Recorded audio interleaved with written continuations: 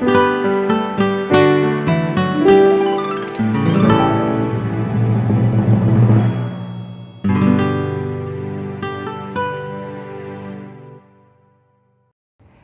everyone, and welcome to Sunup. I'm Lyndall Stout. We begin today with an update on Oklahoma's wheat crop.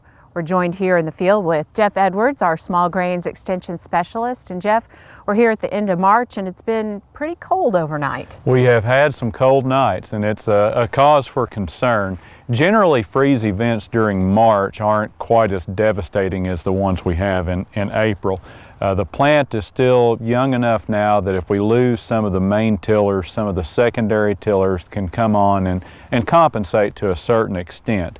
That doesn't mean that we're out of the woods, though, in terms of freeze. Our wheat that we have that emerged during, or was October planted, maybe didn't emerge until a little bit later, it's probably going to weather the freeze fairly well. Our larger wheat that had moisture, got pretty growthy, that's where we're concerned about freeze injury. And there's certainly the potential for freeze injury out there. The problem is we won't really know until a week to 10 days after the freeze event whether or not we have injury. So if you can find something else to do for a week or 2 weeks, that would be the best thing to take your mind off of it, because we really can't make a call until 7 or at least 10 days after the freeze event. Okay, what kind of advice do you have as far as checking that wheat? Well, we can take a look in some wheat here on station that was sown in early to mid-September. This variety is Billings, which is one of our earlier maturing varieties. So you're going to want to cut some plants off at the soil surface and look for the largest plants out there. Now, we have some wheat around the state that is probably this far advanced.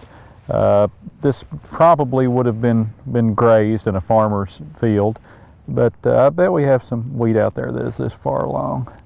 Okay, so we're going to split the stem open, and we see a lot of hollow stem here below the developing grain head, so we were pretty far above the soil surface. And right there is the developing grain head. And as you can see, it was probably 4 or 5 inches above the soil surface. The temperatures reported on the news are generally measured at 1 or 2 meters above the soil surface, so it may not be quite as cold here in a thick canopy of wheat that was insulated.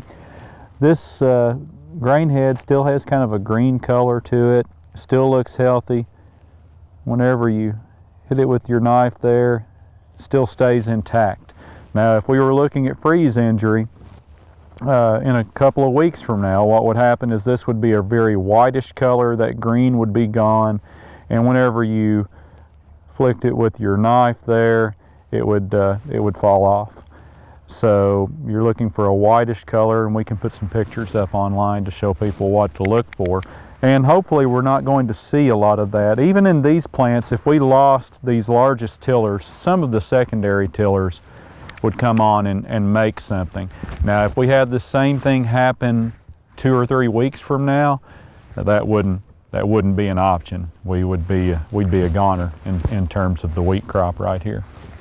And as we all know, we've been in long-term drought for a while now, but we've gotten some decent moisture. How is that impacting the crop overall? And until we had this freeze event, it had everything looking a lot better.